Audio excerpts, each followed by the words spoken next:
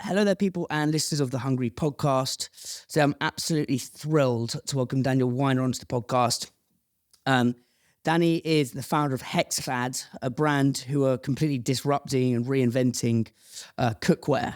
The brand has scaled to, well, they're now selling millions of products in just 5 years, experienced 150% growth year on year. HEXCLAD now has 130 employees based in LA. And they are really are disrupting cookware. Loved and used by people like Hailey Bieber, Halle Berry, Cameron Diaz, Eva Longoria. The list is long. I think 2021 did a partnership with the legend, Gordon Ramsay, who has become an investor and a partner in HEXCLAD. And he is the man infamous for calling it the Rolls Royce of cookware.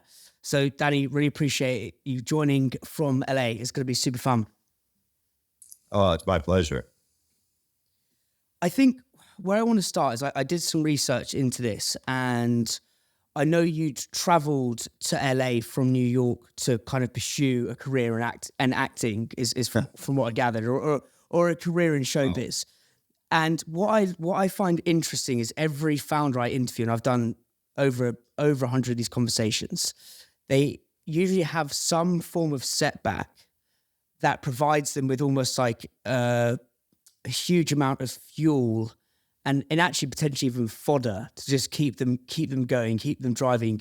The days when they think, I want to give in, they keep going. It's that little edge, right? That little kind of like fucking tenacity, basically. You know, even with me, I've had it at school, right? Whereas people just told me it wasn't good enough. Like, used to be a little bit chubby at school, right? So I've always had this like constant like pushing. I'd love to know like how going to LA, going to Hollywood and it not working out as an actor, like what fuel did that give you?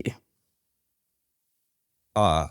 And you know what? That's a really good question, because as individuals, every one of us faces challenges, personal, financial, work-related, and then sometimes it seems like the more creative your pursuits are, that the more they're all combined into one. You know, I grew up, you know, in the New York area, went to NYU, was very much into theater, had worked professionally doing theater in New York, and came out, you know, the natural, you know, progression is to come to Hollywood. And and I wanted to write and produce. I wanted to do it, you know, I wanted to be like a George Clooney now. You know how he is. He does everything. And really coming out here, it's a brutal town and a brutal business. And it's a very strange business because just the one little thing can go in your direction, and all of a sudden you're just off and running. However, when that happens, it can just turn on a dime. And there are people, as we see, that are just like at the top of their game, and then they're almost, you know, not heard from anymore. And it's a very cutthroat business. So I really, I fell out of love with it rather quickly. It's just not that exciting to go across town, go for an audition to play cop number 2. And you know, so, and eventually that, you know, you realize that something like this, that you have to be so passionate about. If you wake up in the morning and you realize you do have to get across town, and you're like, you know what, I'm just going to skip that audition, or I'm not going to, you know, finish writing, you know, the second act of my script. It'll get done eventually. That's when it's time to move on to plan B for people. And I'm just glad that I kind of recognize it. Sometimes you need a life event to make you recognize it. Like in my case, I was in a car accident in my 20s. And essentially now getting out of financial hole was my only goal at that point. Like I did not have the luxury of pursuing my dream any longer. And, you know, and then being open to opportunity was strange. I had a friend I went to NYU with, and he goes, yeah, this weekend I'm going to sell cookware at a trade show. I'm like, selling cookware at a trade? What do you mean? He's like, yeah, I do that. He was an actor as well. So he's like, yeah, you do it on the weekends because I'm free to audition during the day. And he's like, I'll give you $500 if you come help me. I was like, $500? Sweet. I'm there. Where do I have to be? And that's really my first foray into cookware. I helped him. I got good at selling it. I started selling it on my own. It allowed me to kind of pursue my dream a little bit at the time as it was fading.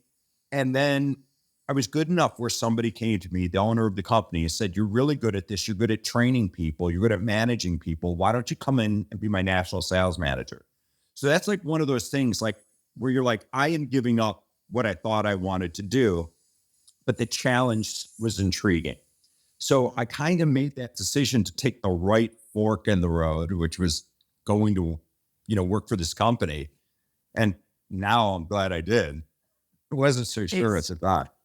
It's beautiful. And I think everyone, there'll be people listening to this now on a walk or a run or in the gym who are coming to this potentially sliding doors moment, right? When it's like you've got to, and it's not easy to make that right decision or left decision which way. Because sometimes, as you so rightly said, it's like 1 minute in LA or in Hollywood or Tinsel Town, La La Land, right? Is you can be the hottest shit on the planet one day and then the next dissipate into the ether, right? So I want to go into the kind of the genesis of your kind of career in cookware, but just quickly. So what were you trying to do?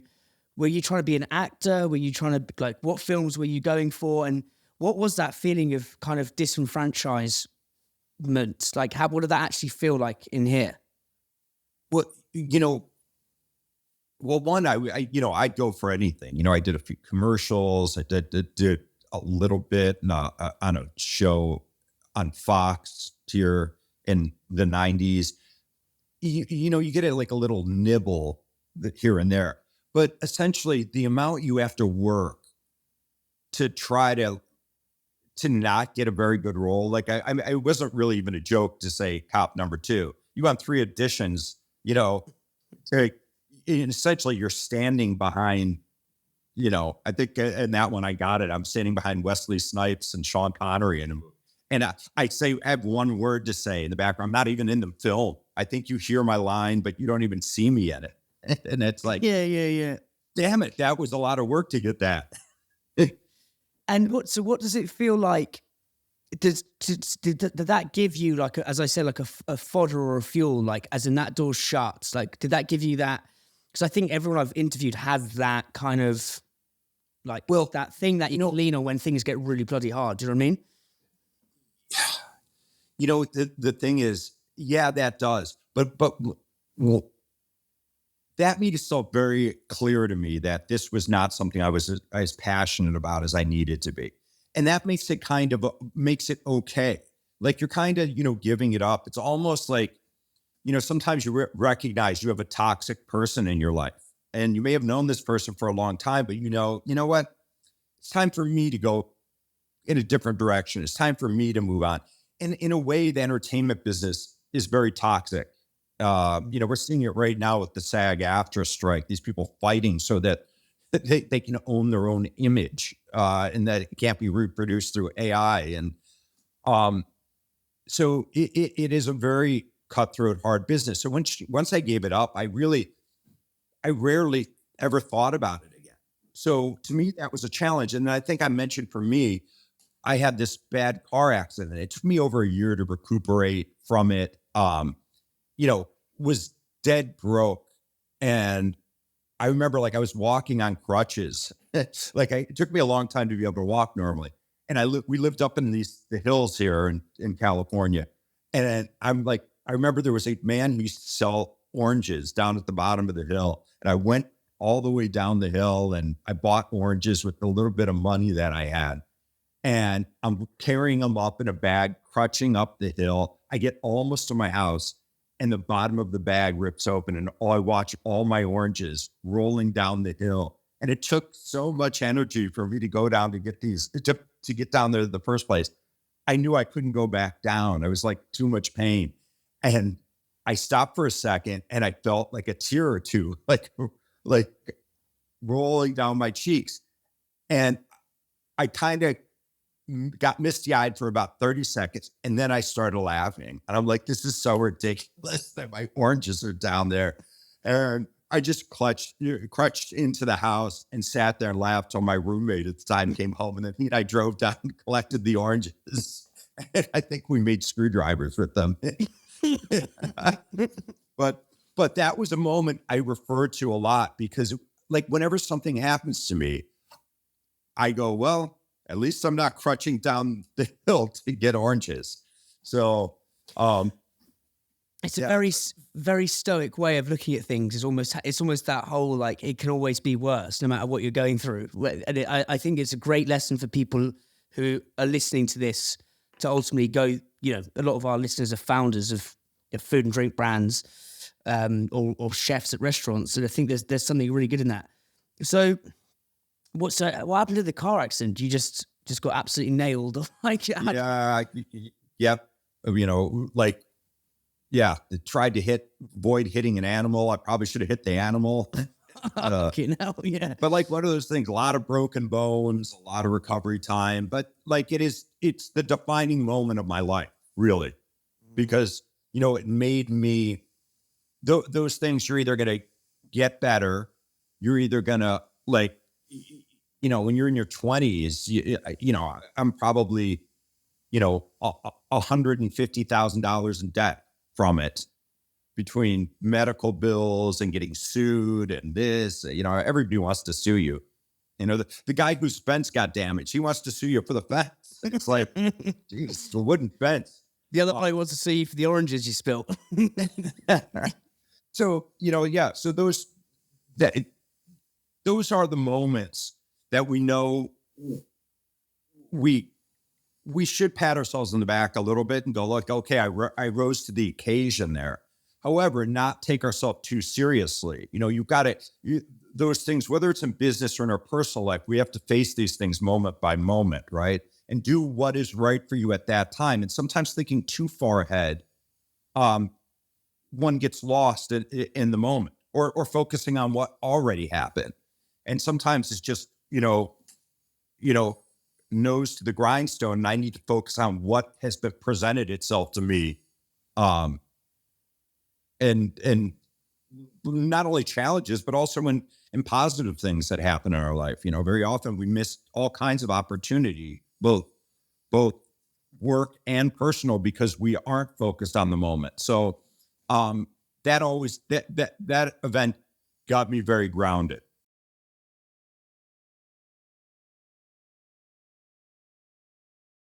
There will be, as I say, people listening to this who are that sliding doors moment, right? Or it's like, which opportunity do I take, or do I quit the job, or do I jump into the business? What you've said there about having like a good level of pragmatism, like is this passion fading, right? But then also having, which I haven't actually talked about, this sense of humor. You've got to have a bit of fun with it, because life's too short. And I think you read a lot of these founders' books, and it's all like so fucking serious. It's like, have some fun with it. What one or two pieces of wisdom could you give to people who are maybe going through that sliding doors moment? Is it follow your gut? What is it? Well,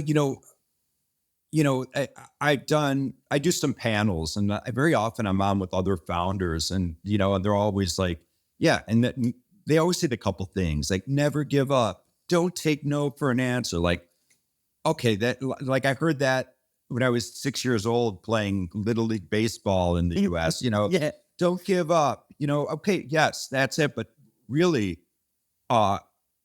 these basic ideas of believing in yourself, not quitting, yes, those are true. I would say to somebody to always be aware, look for opportunities, because sometimes you don't know where they're going to come from. I never decided to start a cookware company. I was just open to it. I knew I was starting my own company. I knew that. I knew, like, where I was working, the writing was on the wall that they were not going to last long. I've often said this. In 2010, 11, I went to the owner of the company, and I had my laptop up and I had Facebook up, and I walk in, I show him, I go, look, this is where we need to be. This is the future. This is like, we need to create a community. And he does one of these hands to the face like that to me, which I friggin' hate. And he goes, trust me, kid, this Facebook thing, it's never going to last. And that's the day that I walked out of his office and I said, I've got to start my own business, because that thinking they will be out of business, and they are out of business. I think they went out of business around 16. Yeah, but those moments and not knowing what I was going to do, I just knew I was going to do something. So what I had to do was keep my eyes open, and open myself to a myriad of opportunity, and then, hopefully be wise enough to recognize it.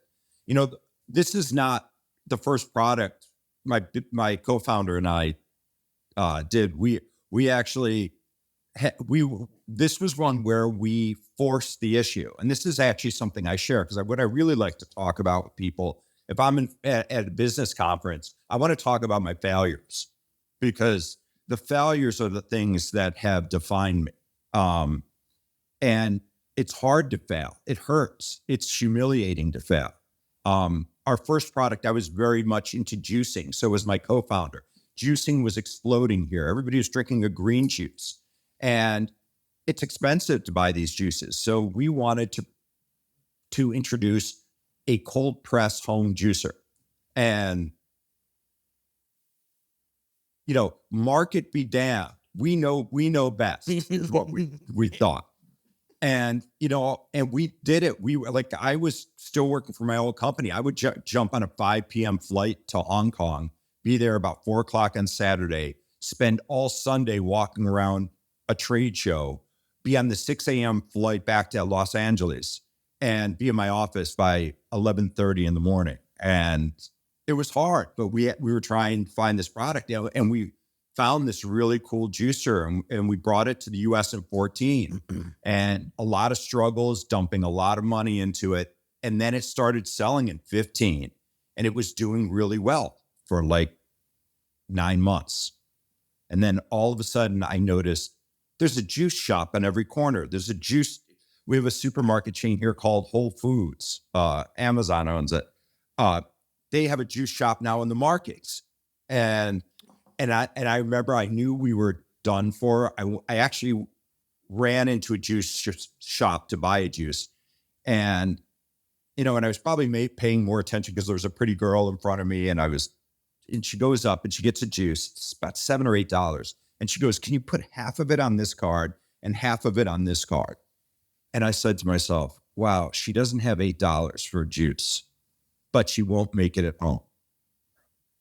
And I'm like, that was an aha moment. And a couple months later, at a Tuesday night, I was in the juicer business.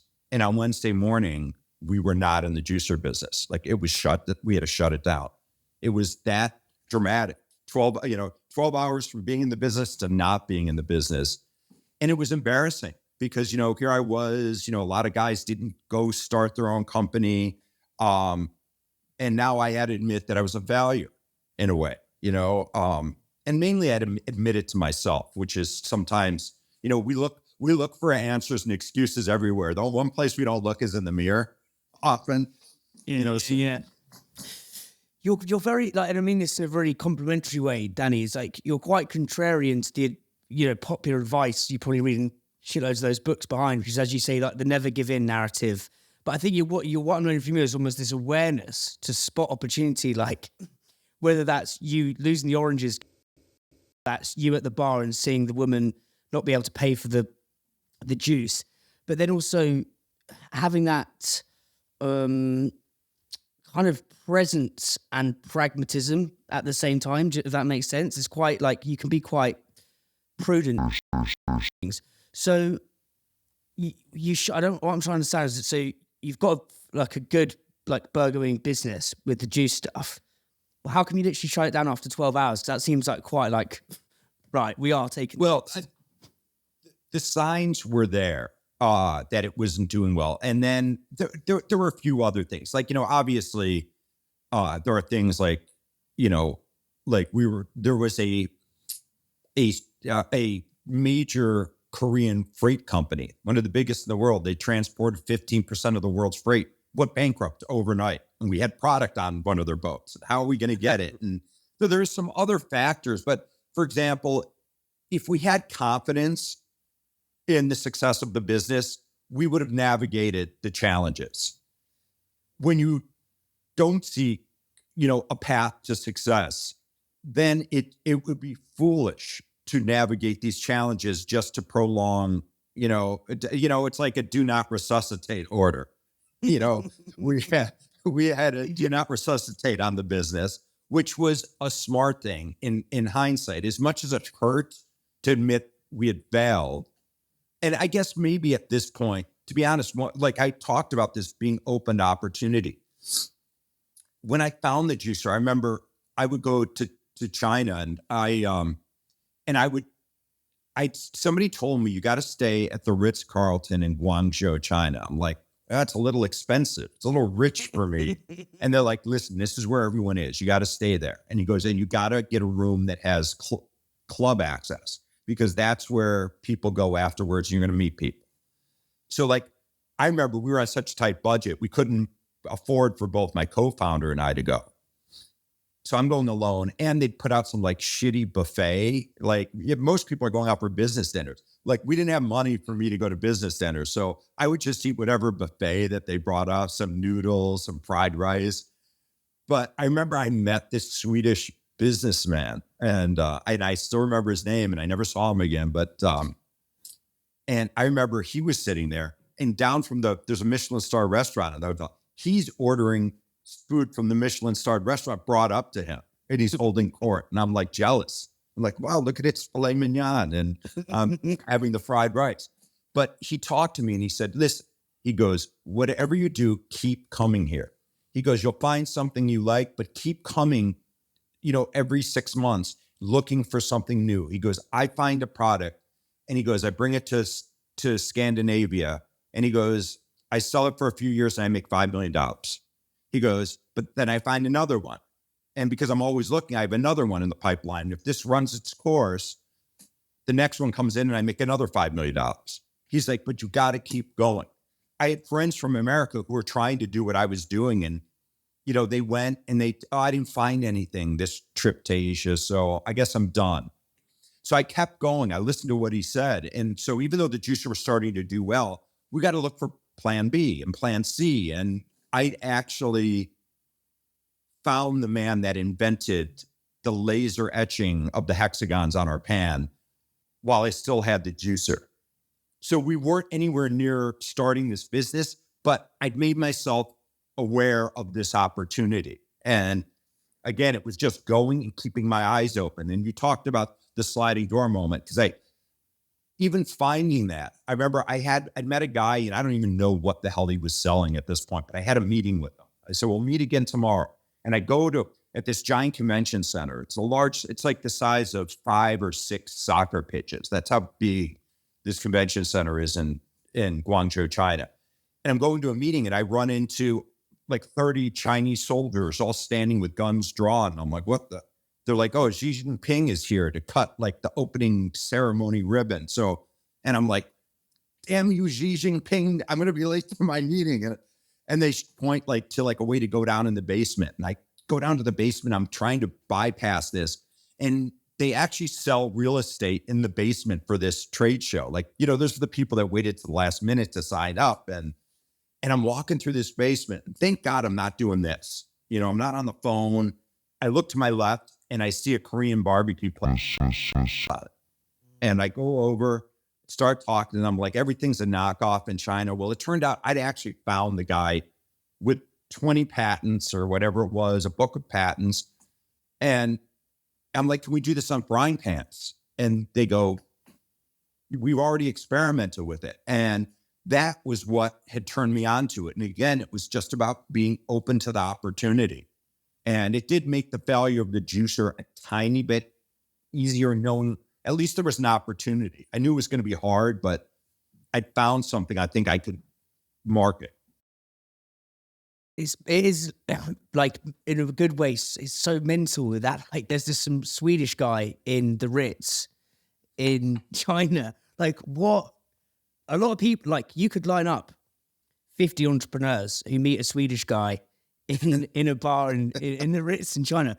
What was it about him, or like what did that speak to in your soul that made you keep going there? Because like with this podcast, I took the leap of faith of this about a year ago now, and just jumped off the premises. I'm just going to make this work and say yes to everything. I moved back with my parents, like this is just going to work.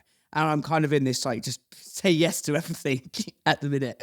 And I don't know, and I feel like I'm a bit nuts, but what was this, what pulled you? Does that make sense? Well, one thing is, I was finding for the first time in my life, the ability to listen in a way. And sometimes we want to talk, we want to share, the listening is often ignored in the equation.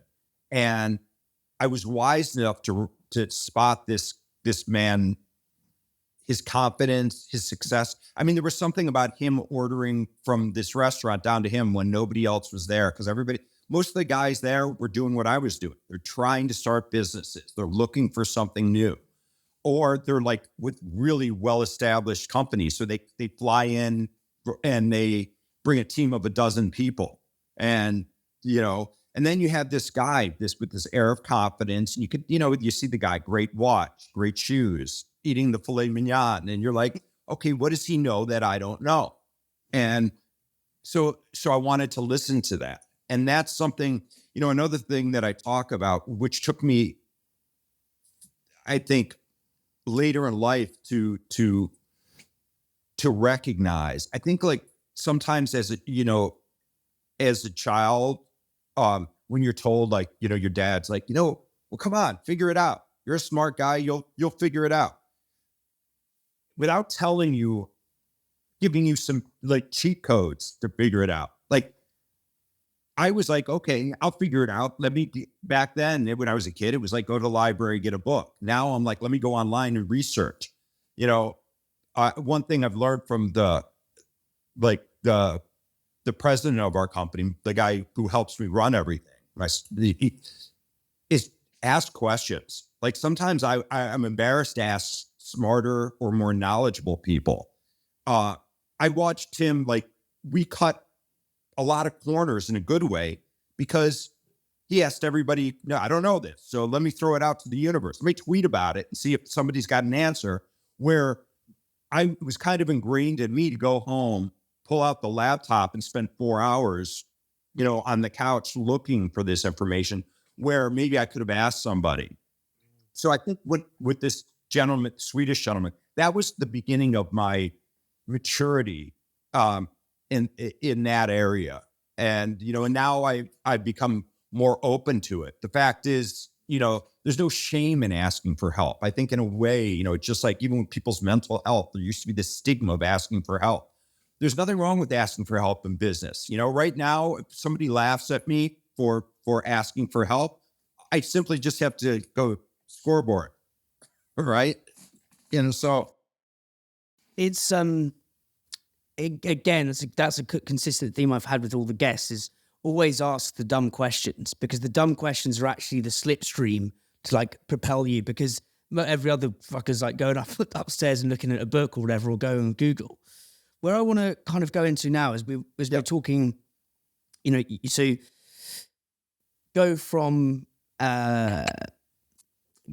your time in Los Angeles and you meet your mate, offers you 500 quid to do this stuff on the weekends, selling cookware.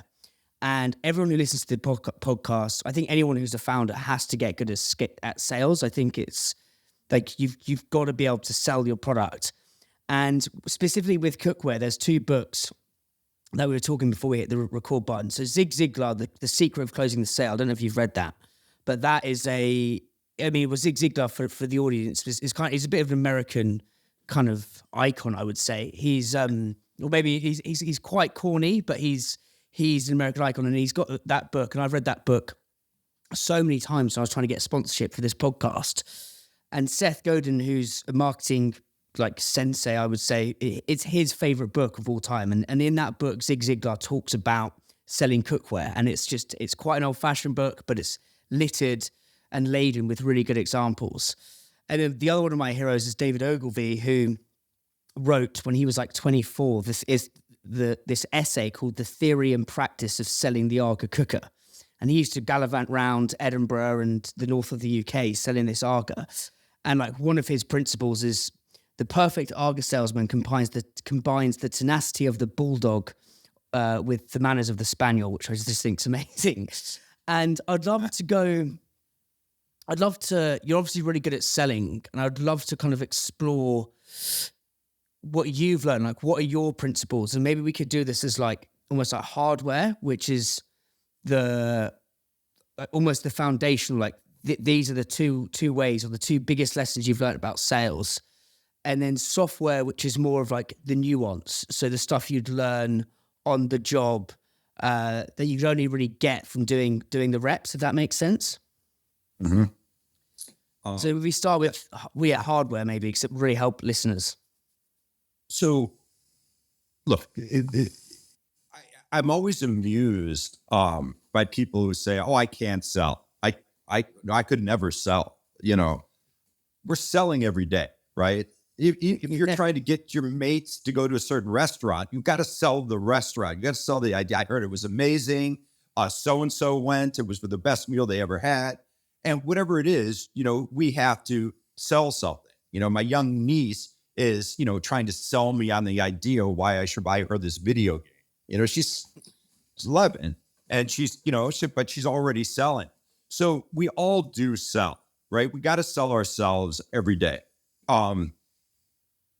Sometimes people, I think, get overwhelmed when you tell them, "Oh, but you have to sell this now. Why do you have to sell this?" Like, I hate this old line, like, "Sell me," they'd hand you a pen. "Now sell me this pen." Yeah. I'm like, okay, I'm not going to sell it to you, you know, right now. I didn't look at the weight, those exercises are bullshit. Sales come down to like basic things, right? You identify a problem, right? With someone. So if I'm talking to you, I identify what's the problem that you have. Okay. Now I stir the pot. I get you riled up about the problem. And then I present the solution to you, right? And the solution is this. You hate that you can't drink the coffee right out of the pot. And I get you to talk about your lips being burned and everything else. So I'm like, guess what? I've got this thing, it's called a mug. And no more burned lips. You know, in its simplest form, you know, that's the oldest way we sell. Identify a problem, stir up the pot, present the solution. Now that's like the broadest framework. But then how do you achieve success selling? Now it's number one thing is listening. You know, it's so often it comes back to listening because back when I went to that first trade show, if you walked up to me, if I listened, if I shut this and use this, you're going to tell me how to sell you because you're going to talk about what you don't like about your current one or how you got ripped off or this. And then there's like basic stuff. If I use this and I use these, you know, I mean, if a lady comes up to me and she's in workout gear, I want to talk about all the healthy meals she can make in our frying pans. You know, you're going to save calories because you don't need to use, you know, oil and grease and blah, blah, blah. And I'm going to do it. If she's a businesswoman, if she's in a suit, I can tell she's from work. I want to talk about the time savings, you know, and how she can make quick, healthy meals for her family. If it's somebody that I can see that they enjoy a good meal, then I'm going to focus on all the delicious things that they can make and the easy cleanup, you know? So that in its most basic form, that gives me a bit of a head start on connecting with that customer. I think that like watching and listening are often overlooked. People worry about memorizing a script. I like to get the customer talking because they'll tell me They'll tell you the problems. They'll tell you their pain points. I to me, those are the basics of selling any type of hardware, so to speak. It's really simple. I didn't invent any of that. I think I skimmed /read the Zig Ziglar book in like the 90s. Like, and I don't remember his, but like a lot of these great salespeople, there's so much of it that is just common sense.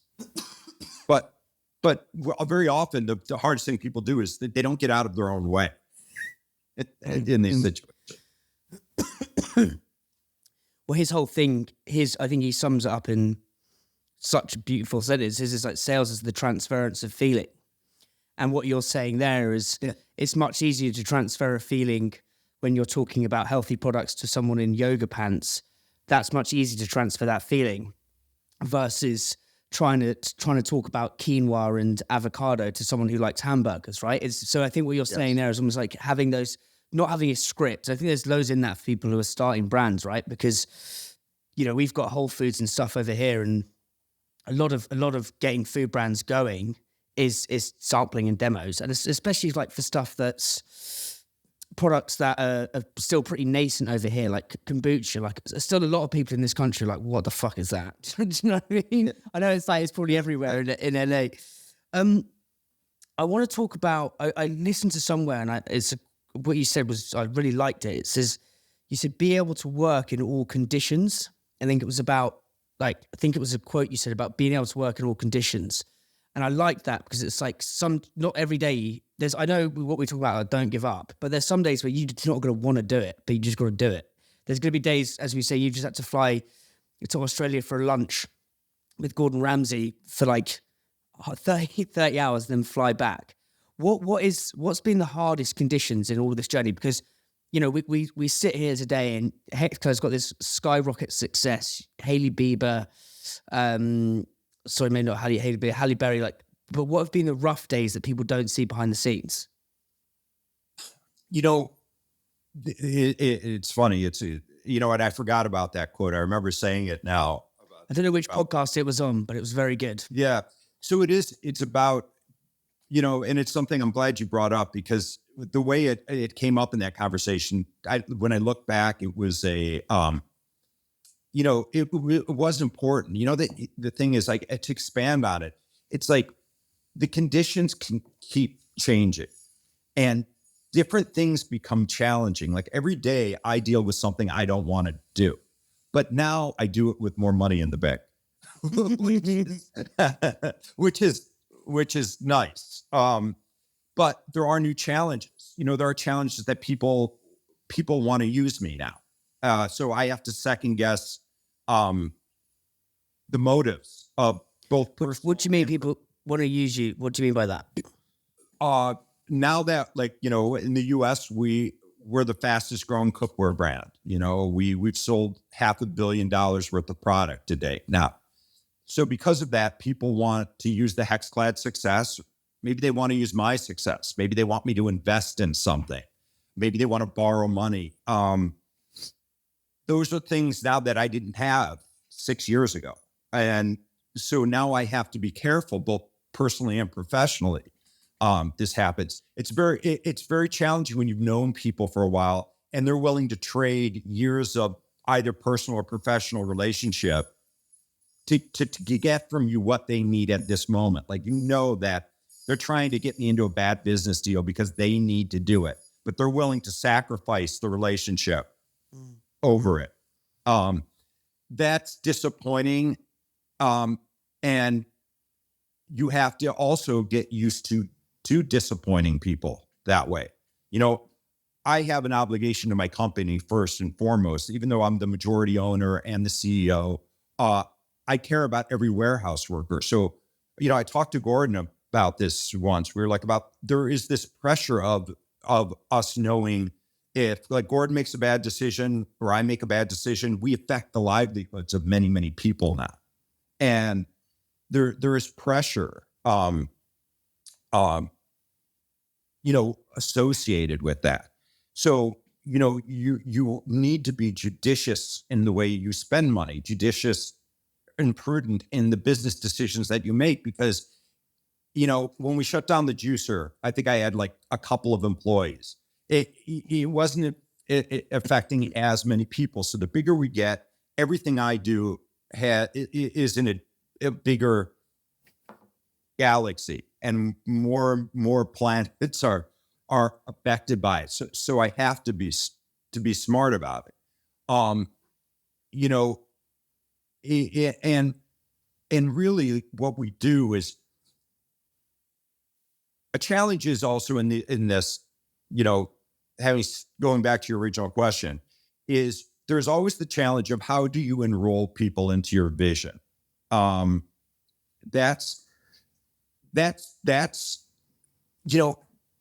it can be the easiest thing or the hardest thing. And it changes day by day, because sometimes you're just on and somebody's receptive and they're like, I love what you're doing.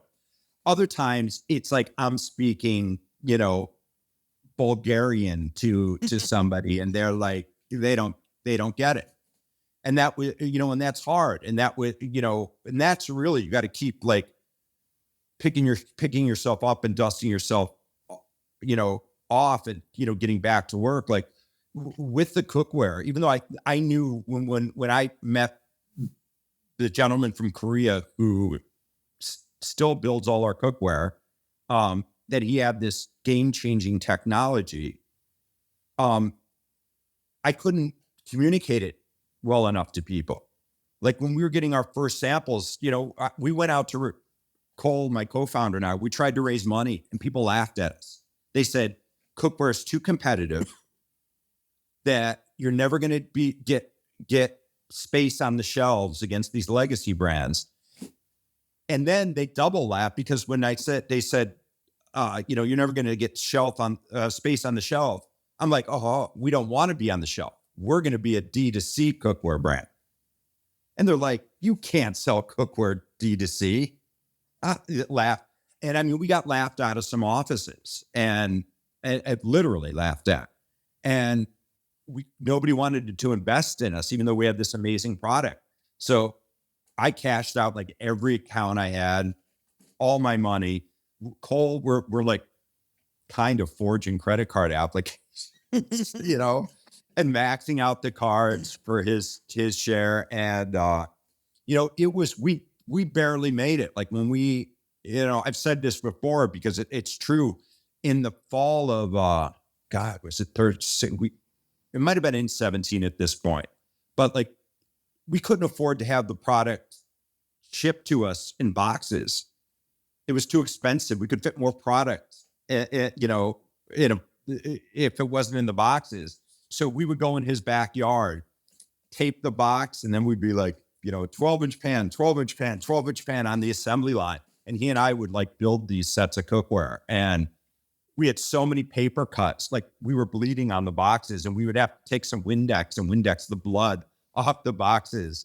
So we ship them out. And, now I'm glad, obviously, because, we don't have all these entanglements with private equity. We essentially still own the entire company, which is great. Guys, mate, so just like not don't have to give specific numbers, but how much money were you pouring in to get this thing going? Gosh, when I look back, because we made a little money with the juicer. We dumped all that money into it. Oh, so you'd sold the juice business? No, we shut it down, but it was starting to make a little money. Like we had a little money in the bank account. Yeah.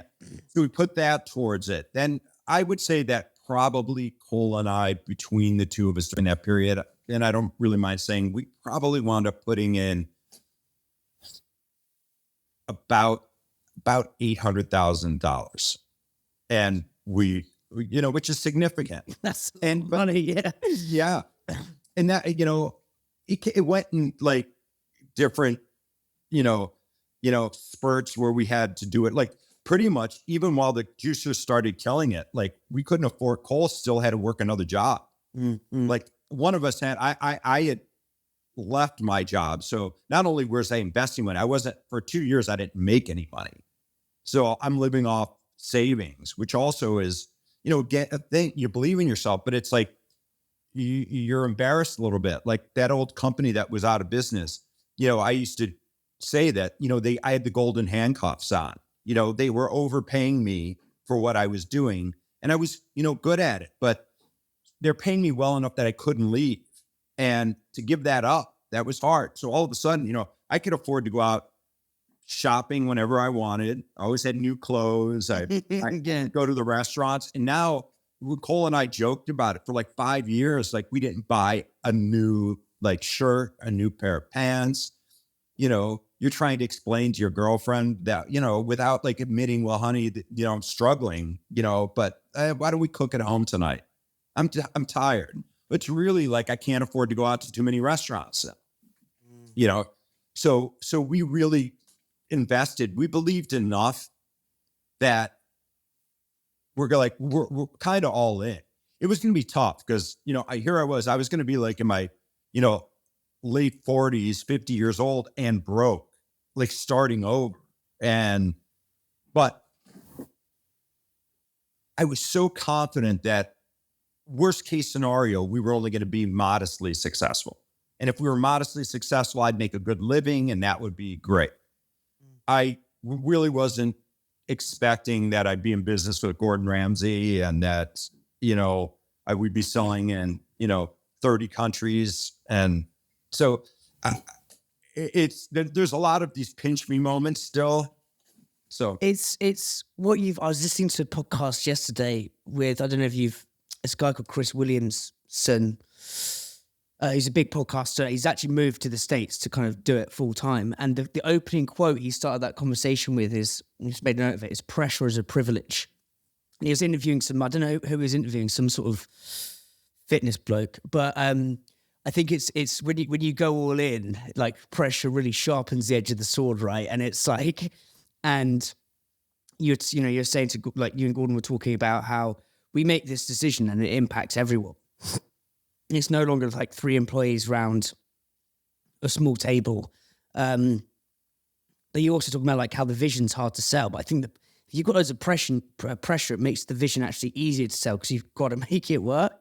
But in terms of that pressure, because people listening to this, like how does that manifest, and how do you, is the first question. And the second question, I suppose, is how do you release the valve on that? Do you know what I mean? As a founder.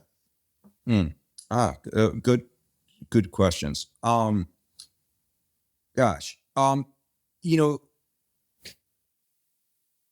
There's always in business, there's always pressure. It doesn't matter how big you become.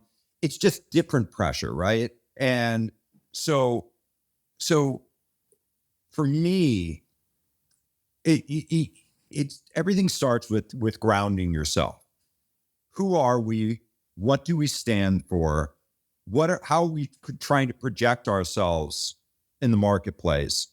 And then how do I communicate that to not only my customer, but to my coworkers who we need to enjoy a level of consistency. When I do those, the pressure does come down because I have like a backup. I have people supporting me. In the beginning of a business, you have to be in that pressure cooker by yourself all the time. That's what we now. Yeah, exactly. Like, it. I mean, you're just doing it now every day. You're starting your own business here, and there's a tremendous amount of pressure. Now I can share that. I can share it with Jason, my second in command. If there's the pressure for an exec for HEXCLAD to go to an event here, we can share those duties now.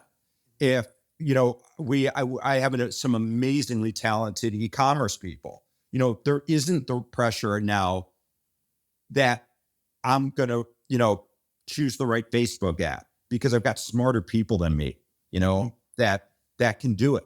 So then, my pressure just switches a little bit. And, but, what's better, what's worse? There's something of like when you're going in the pressure of knowing you're all in, because you got nothing to lose now. We got nothing more to lose. You've got to keep going, right? It's like now, I like to say, what stuff that is now considered inappropriate. Like, my mates growing up, like we just bust each other's balls. So half the shit we say to each other, you can't say anymore. We text it to each other, like on our daily group text, but we're like, oh my God, we're each our nightmares. Yeah. So there's that pressure of misspeaking, now that I have eyeballs on me. And because what I say affects others. And that's the most important thing. If I lost everything, my greatest disappointment would be that I knew it had affected the people that work with me. That's kind of what becomes the pressure. But I think and you said as you release it, I think recognizing it is a great way to just begin the releasing of the pressure, to know it's there, to acknowledge that it's there, to accept that it's there, and to put yourself in a position to not ever make it worse. Because then if you don't, it will release, whether it's slowly or quickly on its own. But it takes that presence of mind to know it's always right there, and and to accept it and deal with it that way. I think there's always a common theme that bubbles up with all guests, and I think yours is this kind of like balance between being present in quite high pressure environments consistently throughout your life, which I think is a kind of a superpower. We're going to come on to Gordon because there's loads I want to ask around that. Sure. But I want to go into D2C because you guys, and so bulk of our listeners are creating brands to get into retail, right? So they will, I know you guys, I think you're still in Costco, right? But what I like about your strategy, you have one retailer, so it's Costco, and then the rest is D2C, like such a ballsy move. Lots of our listeners will try and get into, I don't know if you know the UK market that well, but we've got about four big grocery retailers, right? So they're trying to sell into there, which is great, and it works, but obviously starts chomping away at your margin, like there's no end. And I think that there's a lot of businesses that could benefit from leveraging D2C more, but D2C is like a minefield, right? And there's a lot of podcasts. I think I listened to one with Jason, literally, I think it was recorded like in July. And he was saying how the D2C landscape has like completely changed over the last couple of years. If you were like a brand, if you were starting HEXCLAD tomorrow, right? Or if you were starting a kombucha brand, D2C, like what are some of the one or two things you'd really focus on? Like where would you be spending your energy? Well, each company is different, right? So really it's about telling a story. So, I recognized early on, like with HEXCLAD, that we had a very unique product and it needed its story told. Now we wanted to I really felt that in 2015 and 16, when we said we want to start a D2C cookware company, what really got me believing in that strategy was the launch of a company here in the US called Casper Mattress. And I don't know if you know Casper or not, but like, I remember when I heard it, I laughed. I go, who's going to buy a mattress online? Well, you got to go to the store and flop around on it, And so I kept getting in their ads. And then then I got an email and I'm like, try it. If you don't like it, we'll buy it back. I'm like, you know what? I'm going to give it a shot. And I bought it. And, and it was fine. Not the best, not the worst, but I'm like, they told this story really well. And they found my pain point and removed it. So I bought it. And that's when I was like, well, I can do this with cookware. This is something that you purchase online. You got to go to the store and pretend you're flipping an omelet as you hold it, So, but that's why a lot of people didn't see that and laughed at us when we said we're going to be D2C. But I also, Yeah, it was a bit of a bold choice that I said, I do want one place where somebody who needs to hold it can hold it. And in the US, Costco is like much bigger than in the UK right now. You pull into Costco on a Saturday here and you'll drive around for 20 minutes looking for a parking space. Really? And when you pull in, it's absolutely mobbed. And the crazy thing is you'll pull in your car and you'll pull next to a Rolls Royce and they're shopping at Costco. There's something like kind of cool about shopping at Costco here. Like, it doesn't matter. Like, everybody likes a deal because Costco is a really good product. They just essentially try to sell it to you in bulk. So you enjoy a savings there that way. But part of the Costco experience is they like to give out food samples. They also like when you demo products. And I'd done that already with Costco in the past. So I kind of knew that game and I'm like, this is perfect for us. We got to tell this story. Nobody's heard of us. And they'll let us do like a live demo. It's kind of like what Zig Ziglar started doing. Like, I go around selling cookware door to door, or at like the county fair. And so now we're just setting up at a Costco, but we're doing a live commercial. And I really knew there were two ways I can tell the story. I can get somebody to click on my ad on Facebook and listen to what we have to say, or I could do it live. And Costco was the best retailer for that. And Costco is great about other stuff. They don't take a lot of the money, almost everything under Costco, they take less than 20%. So it's like a very simple, it's a very clean, negotiation and relationship you have with them, where it can be very, so confusing in retail. You're paying, you're paying for slotting fees, your defective allowances, early payment discounts, which you would get late, but they take them anyway. There's all this stuff. Costco is real simple. Go in, everything's on consignment, and if it goes to the cash register, they pay you for it. And so that kind of worked for us. And we have an incredible relationship with Costco. We do a huge amount of business with them in the US. And to this day, I have turned down many of the major retailers. It's funny. They come to you and with this terrible deal, like usually you got to go to them. The fact is they're coming to us now, which is kind of great because, we're the cool cookware. And then they come with this terrible deal and you're like, well, no, I'll do this, this, and this. And they get like all confused. It reminds me of me backpacking in like the former communist countries in the late 90s when they still hadn't figured out capitalism yet. And they get very confused. Like when you're like, you didn't fall for their trick. I'm like, buddy, we invented this shit in America like 100 years ago. So you're just figuring it out now. So there's still a bit of that, like, they're shocked I didn't take their bad deal where they keep 60% of the money. And so what was just not to like name names on the retailers, right? But this is a common thread, and I call it you get blinded by the retail listing lights. So you're above a brand, you're a small brand. I know you guys are much bigger, right? But the retailer comes to you, they are the David. They are the Goliath, you're the David, right? And it's like you want that deal so much, you kind of get blinded by the volumes without looking at the actual margins, right? And what's left in the pot. That you end up saying yes to a shitty deal. Don't really think about the payment terms.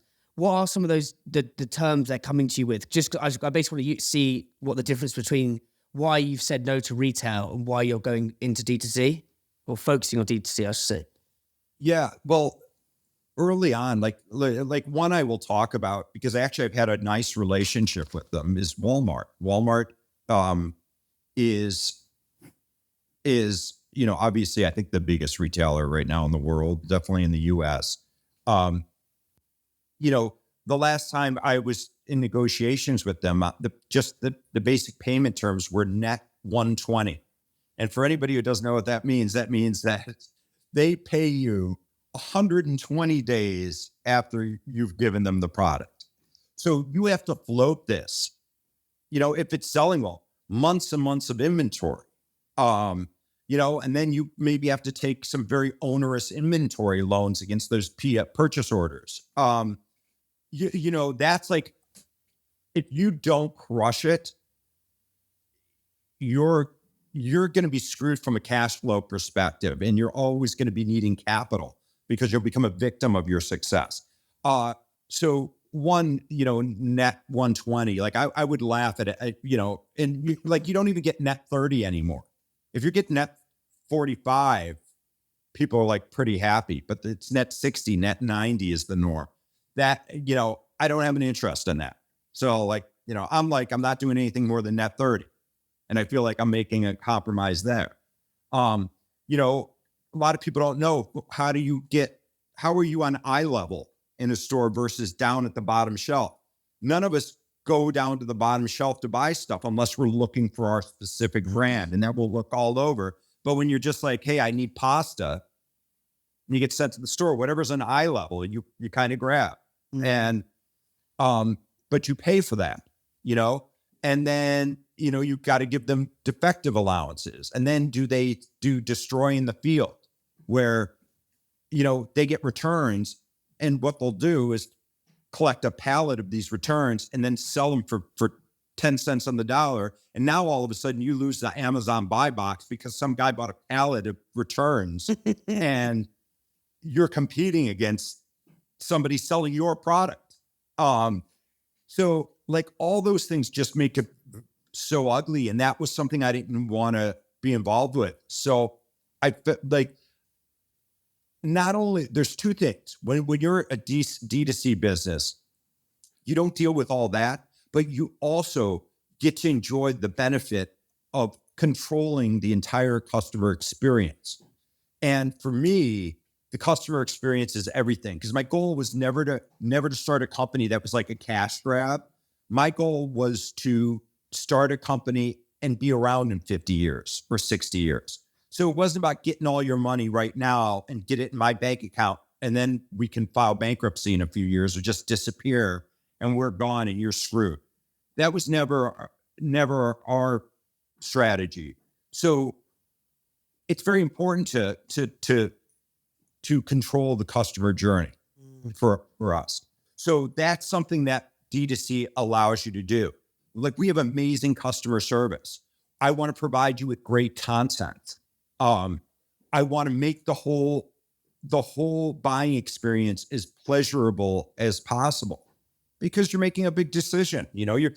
Our average order value is around 500 USD. It fluctuates slightly, goes up, goes down. So it's a lot of money for people to be spending, So that's what made D2C attractive. And then, though right now there's some very negative conversations going on about the D2C graveyard that's happening. I don't believe, first of all, there are companies that I think wanted to be D2C that shouldn't be D2C, that they need a retail presence. Give examples of that, because that could be really interesting. Well, so there are products that really benefit from you holding them, like whether it's seeing the quality difference between something. I would say, like, things like, obviously there are D2C clothing brands, and the only way they work is you got to make the returns very easy, so I can buy 2 different sizes or 3 different sizes, right? But the negative is I now have 3 pairs of pants out of inventory floating in the ether out there, and I'm going to get 2 of them back. So to sell every pair of pants, I have to pay for 3 pair to send them to you. So I've got 2 pair in transit at all times. That's challenging. So sometimes, to me, that retail is better for something like that. I think if you have a product, a food or a beverage product that can benefit from somebody trying it in store, like sampling, I think is very important. It's hard to say, I'm going to buy this drink and I've never tried it, and I'm just going to order it online, and hope that it's good, or hope that it does all the medicinal benefits that they're claiming it will do. And I think, like, early on, people said you won't buy cookware. People won't buy cookware that way. Well, it was a challenge. It took us like all of 17 to figure it out, and into 18, and it got better and better and better. You know, we didn't break $1 million a month in cookware until online, that is, until into 19. You know, so I think, you know, recognizing the best way to position yourself. I think D2C is just having a correction. You know, a lot of good companies became D2C companies because they had no other way to sell it during the pandemic. So, you know, now companies that shouldn't be D2C will reposition themselves to both be retail and D2C. And then companies maybe that did over ordering because of COVID expectations of sales. The ones that don't go under will correct themselves and, you know, change inventory needs and then market accordingly. It's so fascinating because there's a brand over here. I don't know if it's reached the shores of LA just yet, called Huel, Huel, which is, I think it's fucking revolting, to be honest. But it's basically like this. It's a food drink that it's like a nutritionally complete meal. They started D2C, absolutely flying, huge brand, and now they've gone into retail. But it's like they're doing the same thing. But I think you're so right. It's so category specific and so product specific. But let's just say, let's use HEXCLAD as the example here. But if you could boil it down to like, what are the 3 things, if you're starting a D2C brand tomorrow, but with HEXCLAD, like, what should you be doing? Like, where should you be focusing your energy? What moves the needle? Is it adverts? Is it the Shopify account? Is it? So yeah, we use Shopify, but I think, look, if you're starting the product, you got to have a good product, right? And just as important as your product, let's just assume you have a good product. Now comes consistency of messaging. Okay. This was something we learned the hard way. We were giving conflicting messages sometimes because, this worked for a minute, you know, and then another time, that worked too. So let's send that message and that message, where we really needed to talk about our innovation and our durability. Like, those things needed to be in all our messaging. And that took a little time. And in our case, we were a victim of our own success. When it's working, you're like, then we got it right. No, because as we got cleaner in our messaging, our sales increased even more.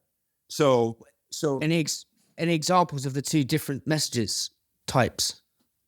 Well, so like stuff would happen, like we've been lucky enough that we haven't made too many unsuccessful hires in our company. But very early on, we had like a head of marketing, and she was not a bad hire, very smart woman, not right for us.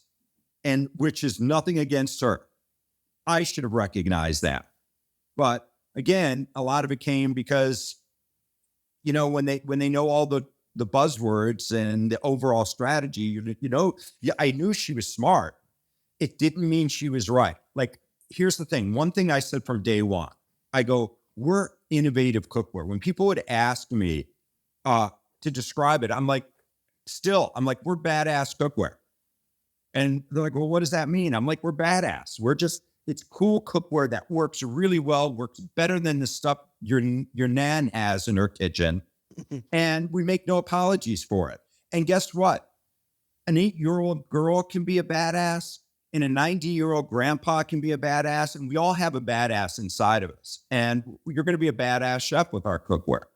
And I would think of, like, you know, having said that, I remember, like, well, and maybe it was a bit like nobody believed in us, because early on in our success, I got asked by somebody, like, what's a famous photo that you would use to describe the HEXCLAD?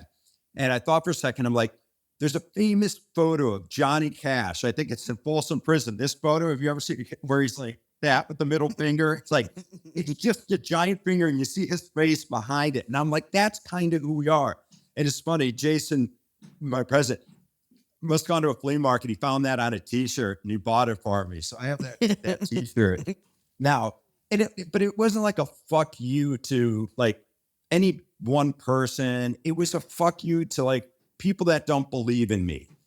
A fuck you to people who don't have confidence in me. And by me, I mean all of us. Whoever buys our pan, whoever doesn't buy our pan, whoever's home trying to learn how to cook, whoever's exploring the culinary journey, it's like, so when I was incorporating that into the messaging more, when like this woman who was running, she hired a creative team and they put up a storyboard of like grandma in Iowa, with her gingham dress on, cooking HEXCLAD and taking an apple pie out of the oven. I'm like, do you not fucking get us? Like the only way I'm going to like this ad is if she steps outside and puts on a motorcycle jacket and gets on a Harley and drives away. And then she's a fucking badass grandma. But otherwise, that's not us. Even if it sells, that's not us. Just like I see the ad of like like the middle-aged couple, like gray-haired, just graying, but they're fit and they're in their loft kitchen in New York. They're drinking Cabernet, cooking together, and there's smooth jazz playing in the background. That's what I think high-end cookware companies do for their ads. Like ours is like, like to a lesbian couple doing shots of tequila in their kitchen, cooking, and can't like keep their hands off each other. That's like, we're like just outside the box, or whatever couple. Like, it's just like, it's not a traditional like gray-haired 57-year-old white couple who can afford this product. I want little kids to want to use it because they don't mess it up. They're not going to destroy the Teflon pan that their mom had, or that the dad who doesn't normally cook and likes to jam a fork into the pan isn't going to mess it up. So like, we were always like outside of the box. And then the more we honed outside of the box messaging, that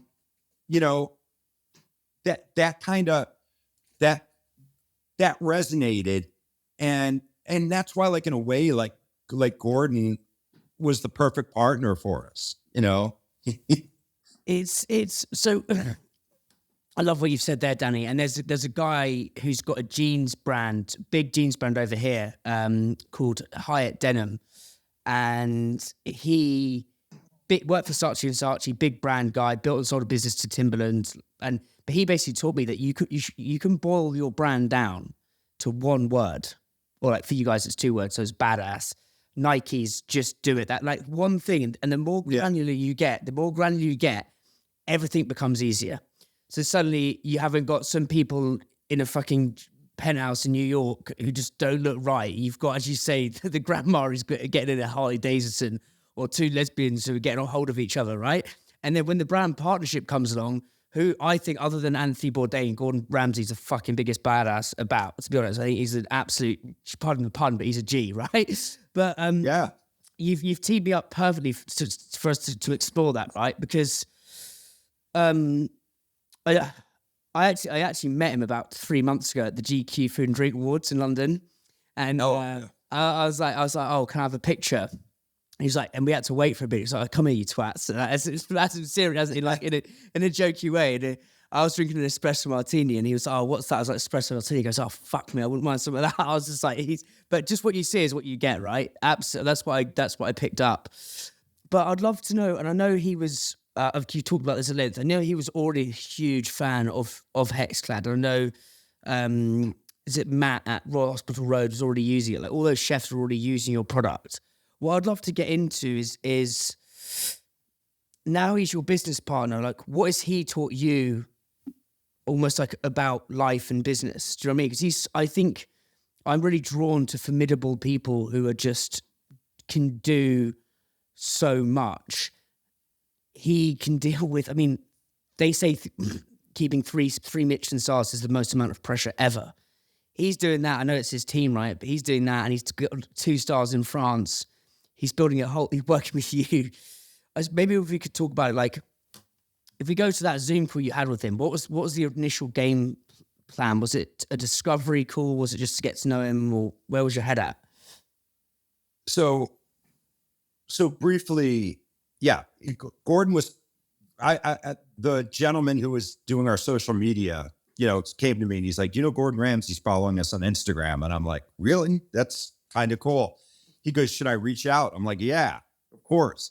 So he just sent a DM and, it's not Gordon. His assistant, kind of said, oh, hi, yeah, yes. Gordon knows your cookware. He likes it. And we said, should we send out some more? Yeah, you could send some more pans. Somebody gave him one during the pandemic. Well, this was still mid-pandemic. But so he was, so we were like, okay, we'll send some more. And by the way, does Gordon have a cookware deal? I don't think so, but I'll let you know. Cut to like a few days later, I'm on a call with Gordon's business manager. And it's funny. He goes, listen, let me tell you about Gordon. When you get in business with Gordon, you get more than you bargained for. And I'm like, is that a promise or a threat? He's like, a little of both. So I'm like, but he goes, look, Gordon likes the product. If he likes the product, if you want, he'll do a commercial for you. You can hire him for a day and it'll cost you a lot of money. But he really likes your product. And I think there could be something deeper here. And I go, I do too.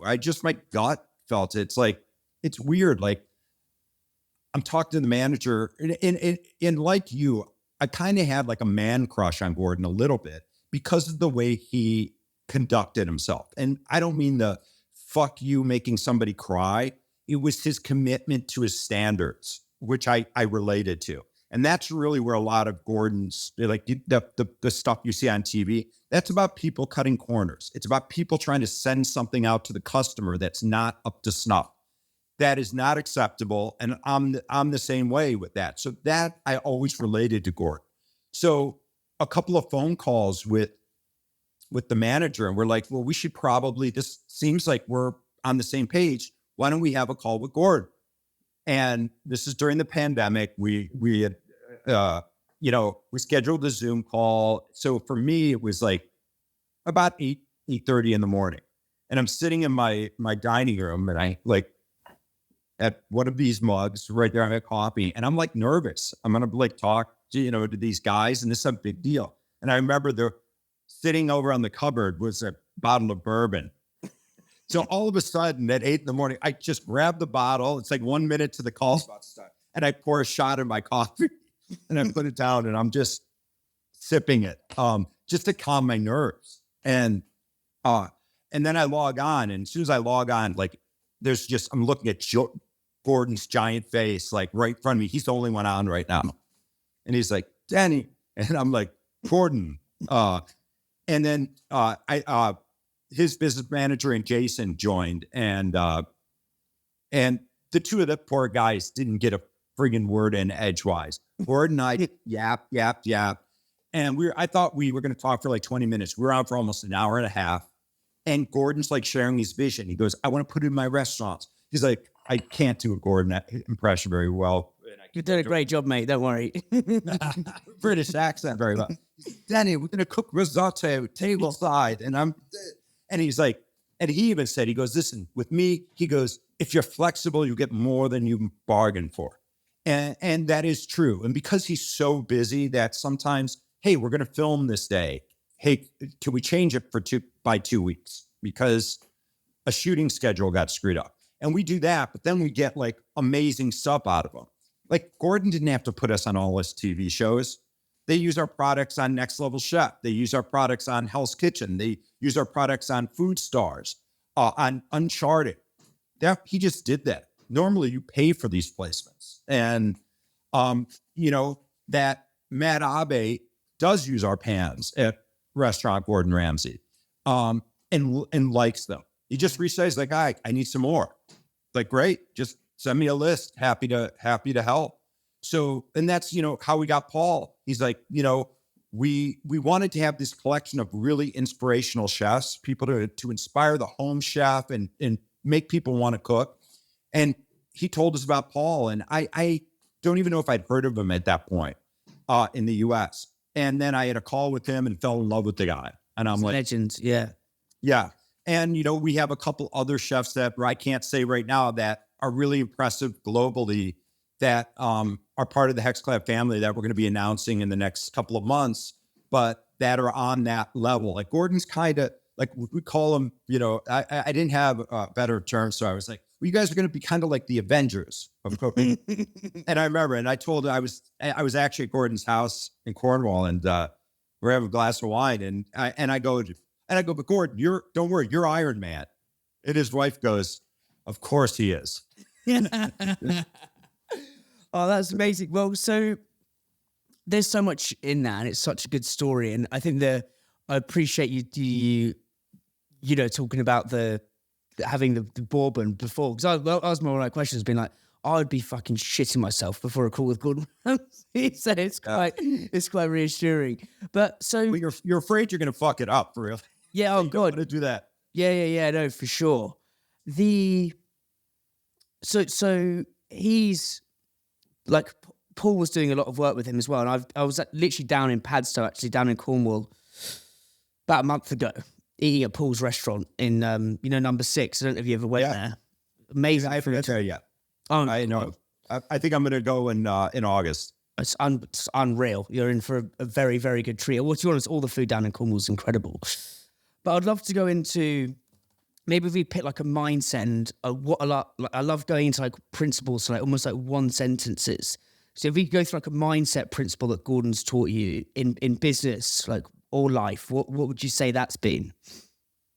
I'm not going to give Gordon the credit that he taught it to me. He didn't really, but what it did was it reinforced that what I believed was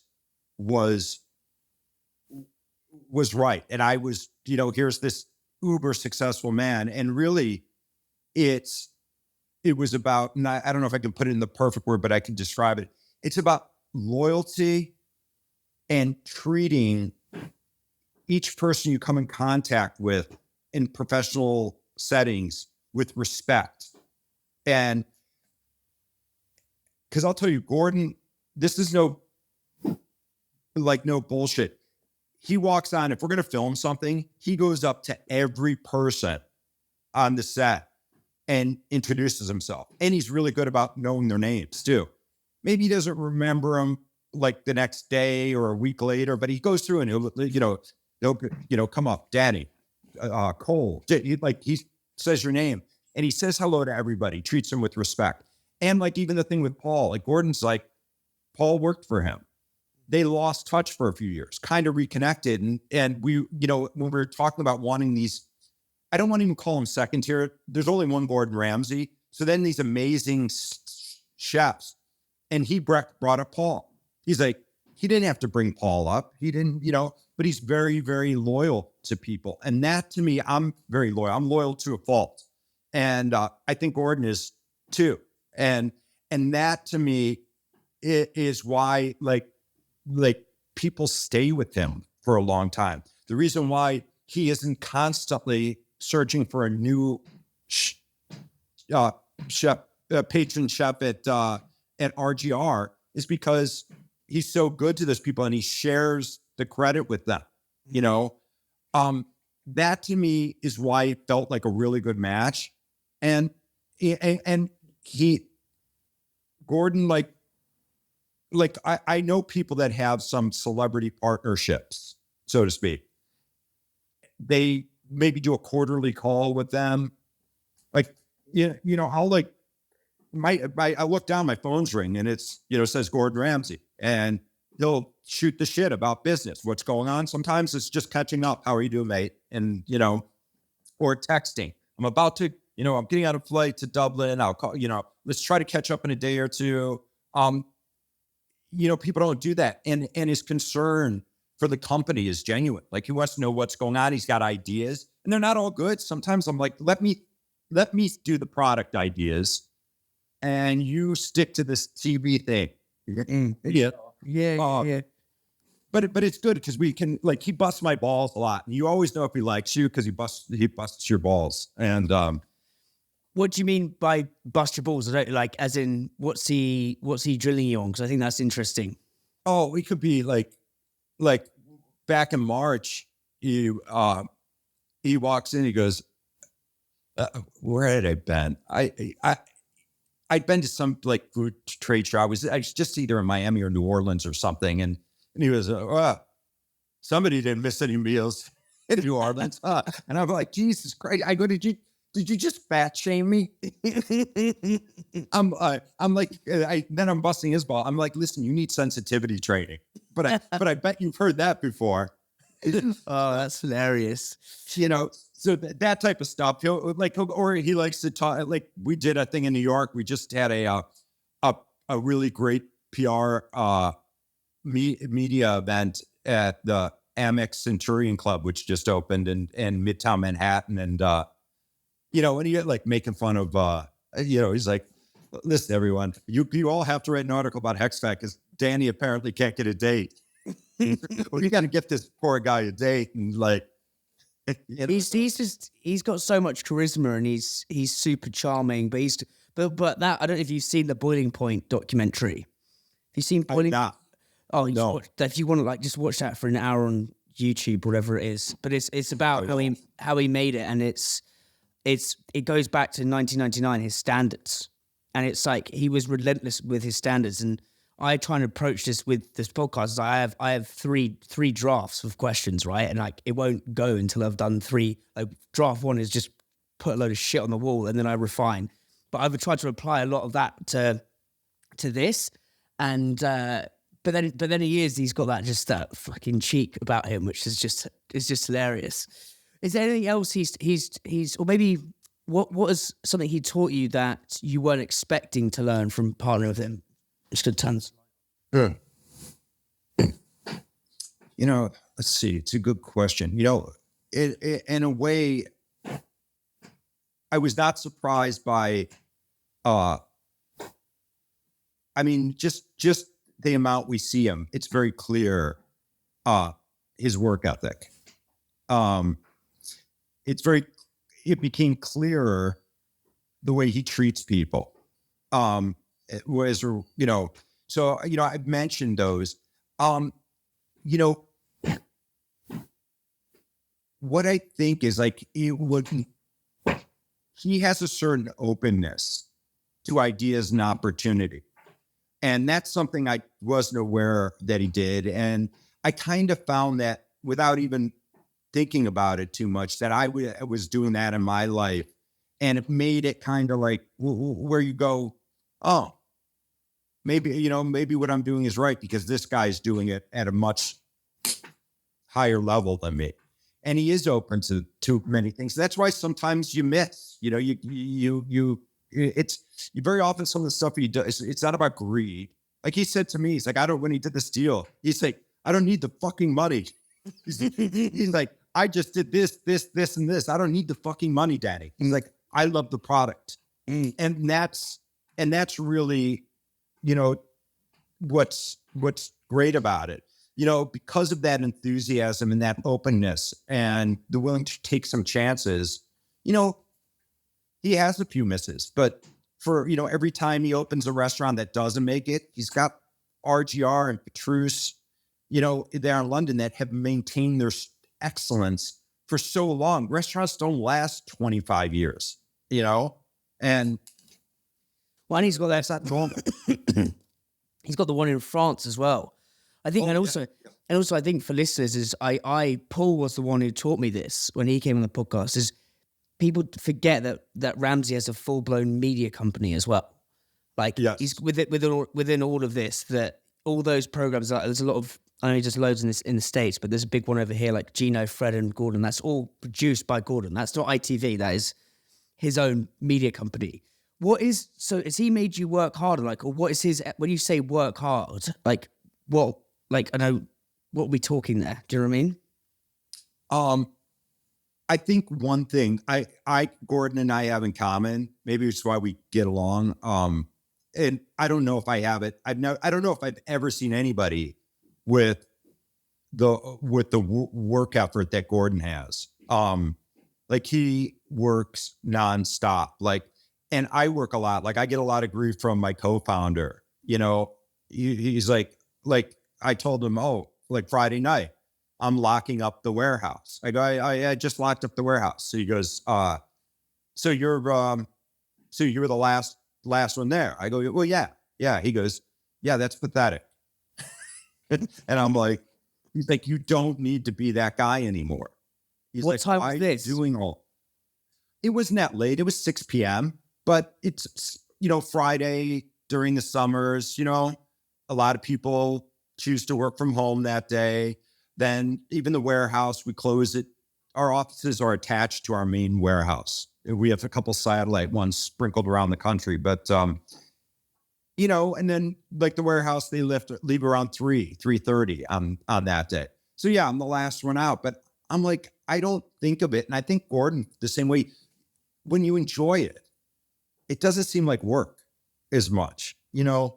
I believe me, if you told me to come, I'm not a workaholic. I'm not going to help you like dig a ditch in your backyard, Wow, I just want to be occupied. No, I'm enjoying growing this business. I enjoy the products that we produce. I both get a really warm feeling when somebody writes a great thing online about us. And I get my feelings hurt a little bit when somebody's like, your fucking pan sucks, man. I'm like, ow. I do take it personally. So, and I think in that, I saw that with Gordon, because you wanted to succeed, but, I know that like Next Level Chef in the UK, they only gave it one season. And though it may have hopefully a new life somewhere else, I know that bothered everyone involved, Gordon, Paul, because they felt like they know how hard they worked, and they didn't kind of get a chance to develop their audience yet, because the show does very well here. And, but the fact is you got to take those chances, right? Yeah,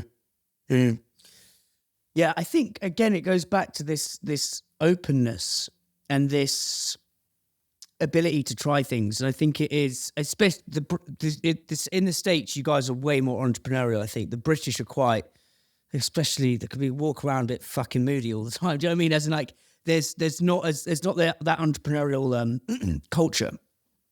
What are some of the hard sacrifices you've had to make to get to where you are today? Like, what are the things you've had to, which you may almost kind of regret?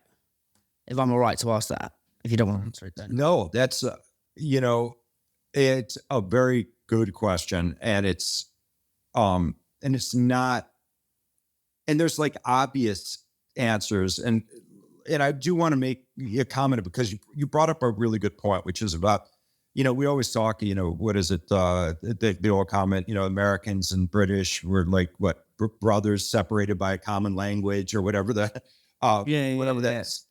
And there is Americans are, I think, more entrepreneurial, because, like Americans feel like they're like, they all feel like they're like a temporarily, like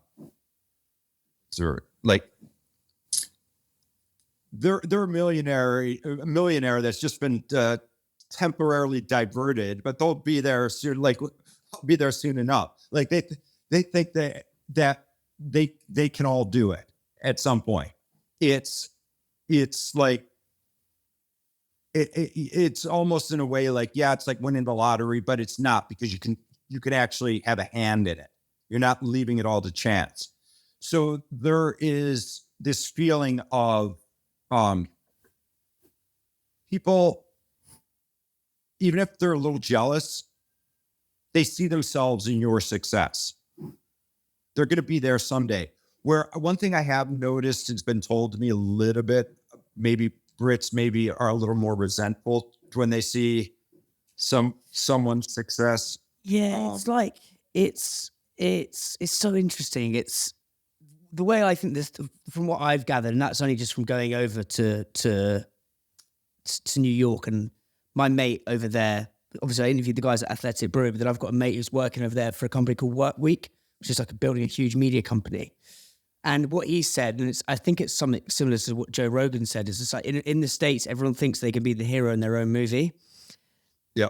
You know, whether that's good, bad, or ugly, right? You believe that. Whereas in the British are like, nah, mate, we're too piss taking, right? We're too like Gordon saying, how much have you been eating? We're too much like that, right? It's too much like what you even want to be in your own movie. Like, you're so big headed, like, don't even bother. But then that's the kind of like, it's kind of piss taking. But then when someone does actually succeed, you're right. There's a nice sprinkling of kind of potentially resentment there. Do you know what I mean? Yeah. You know, but the real part of your question was about, like, you know, what you give up, the sacrifices. Yeah. You know, because like we were self-funded, you know, I spend every dollar as if it's my own, because it is, and it always has been. And there's something about like people who raise VC money, like, and they don't spend it as if it's their own money. And I fucking hate that when I hear about it. You know, I had a friend, and the first thing he did was he's like, well, we need to have really nice offices. And so with their money, we tricked out their offices because we need to present a certain look to the public. And I'm like, fuck, if you come to our offices right now, they look like shit still, because like, to me, that's money wasted. Or you know, yeah, we will do it. We're probably in the position now, we need them a little nicer. So I'm going to redesign the lobby. But, you know, you have to have your priorities. And when you prioritize things, there's going to be sacrifice. And, you know, and there were personal sacrifices, you know, and 16 and 17, you know, for the most part, I was in a very, very good relationship. And though it took me a while after it to be over to see that the effect me starting the business had, you know, that destroyed the relationship. I made a choice, actually subconsciously, but I did make a choice to sacrifice that to build the company, because I wasn't present as much as I needed to be. I wasn't, you know, as attentive, whatever it is. We know it failed. So I did my share of not making it successful. So that was the sacrifice that I made during that time. You know, and then part of it, you like, we all get a little stubborn. I don't like, you know, I'm a little old school, like where a man, you know, man's got to be a man, and you suck it up, and you don't talk about the fact that, holy fuck, I'm so worried that I've got everything invested in this. And I thought we were going to get an investor, and they laughed at us. And I don't want to share that with my significant other because I don't want to feel foolish. And it's just silly, you know, in a way, because if somebody loves you, they love you, the good and the bad, and they'll see stuff in yourself that maybe you're even questioning, like your stick-to-itiveness, your, you know, and your passion. So like, that was something major. And then the other stuff is like, is it really a sacrifice to build a company and you can't go shopping? Or, you know what, there's no holiday this year. To me, those aren't sacrifices. You know, that's not really anything you're giving up. You know, I you know, more than I, you know, am now financially secure, I get excited at the fact that I'm providing opportunities for people to like work for a great company and make a good living, and that it affects their whole families because of that. That's the stuff that, you know, and that, you know, and it sounds very like, but that's the truth of it. You know, that's the reason, you know, yeah, you have personal reasons, but that's what makes it really fun. If you're not doing all of that, then fuck, why not sell it? If you're just about, you know, collecting your money, sell it now and go live on a beach somewhere and enjoy it, you know? Have you got kids in this? Have you had kids, or is that? Have you had kids? No kids. No kids. Which makes it easier to take these chances. Yeah. Oh, yeah, for sure. It's like I've got a friend who I want to potentially get on board with this, but he can't because of kids. Do you know what I mean? Yeah. So it's like there's pros and cons. Is that a regret for you or no? Well, listen, as a guy, I guess I could still have a kid if Yeah, that's so true. Yeah. But you always wonder about your choices. HEXCLAD is not the reason why I don't have kids. We only started HEXCLAD in 2016. So, I would have already been a pretty old dad. So, you just make choices in life, and I think maybe, we're conditioned to what we see. Like, I never felt the need, like, I must have a wife, I must have a kid. I saw some pretty unhealthy relationships. And I remember saying, like, if that's what marriage is about, I'm like, thanks, but no thanks, but I love all the people that are happy, but most of the people I know that are married aren't all that happy. They fight, they're not intimate, and all my friends, like I talked about my high school buddies who bust my balls. I'm flying to New Jersey, and we're all going to go to the New Jersey shore this weekend. We do it every year. So I'm flying in to see 11 guys, sleep on an air mattress in a 3-bedroom house. And they will all at one point go, "Oh, you're so lucky you never had kids." And then they go, "I love my kids, but you're so lucky." So, who knows what the future holds. But I don't feel like I've missed out by not having them. I have some great. It's interesting. So sorry if that was a bit probing, but the reason I asked it is because I've asked it to. There's 3 actual female founders who have built fucking huge brands over here. One's Grenade. Do you have Grenade in the States? The protein bars? No, they've got to the States. They sold that. Yeah, go on. No, I know of it. I don't. Oh, okay. Yeah, so I asked Jules that question. She was like, "Yeah, that is actually a regret." But then they actually saw the brand as their baby. And then I asked that to another girl from a brand called Bound. She was like, "Haven't had kids, made money, and the brand is my baby." So this is quite interesting. But you're so right. Like, HEXCLAD was before that. I'm loving this, mate. But I'm conscious of your time, and it's Monday morning for you, so you're gonna have to crack on soon. But there's a few more things I want to explore. So, what is your grandma Rosa? I think she's quite responsible. I think what I loved is what I read. It's the first female head chef in the 1950s, which is just mad. If you were to cook her something tonight in a HEXCLAD, right, and you were to have dinner with her tonight, like, what would you cook her first? And second, what would you ask her or say to her? Interesting question. God, what would I cook her? She was like a simple cook. Like in the 1950s, like no American was going to eat risotto. That was not, it was, it was about fresh ingredients and simple, like a lot of red sauces, so, and nobody made it better than her. So I think like if I was going to cook for her, I would try to do her honor by wake up in the morning and spending that all day on her red sauce. And, and then, it's funny, like she made really good fresh pasta, but she's the first one who taught me about the way different types of pasta hold sauces. And, so she's like, "Oh, with the red sauce," she's like, "I don't like fresh pasta. It slides off the pasta." She's like, "I want dried pasta, but good dried pasta. This is my favorite pasta." She told me, she comes outside of Napoli, and you use this, and it holds the sauce really well. So I think like I would try to cook her, say, I cooked your go-to standard, but in my cookware.